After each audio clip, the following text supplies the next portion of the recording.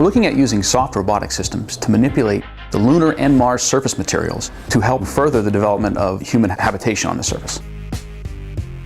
A soft robot is a mechanical system that is flexible and compliant, and not a standard hard or rigid system.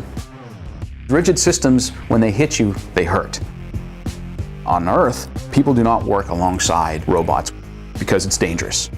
Soft systems are far more compliant, so that if it hits someone, there's a lot less chance of getting injured and or killed from that contact. So soft systems in space make sense when we have robots working alongside people doing very dangerous tasks in very dangerous environments. So for instance, this is a structure that's enclosed on itself that's covered in silicone. And in this silicone, there's various cells or air bladders that we use to manipulate this system. We can get it to roll, we can get it to unfold and form various types of shapes.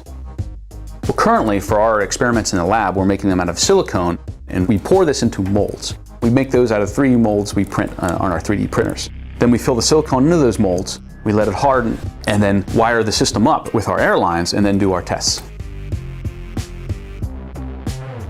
So first we look at leveling, we also look at shaping, we also look at joining, and then we look at locomotion. They're all very important because we intend to have many of these on the surface of the Moon and Mars to do the certain types of assembly and disassembly that we plan to do.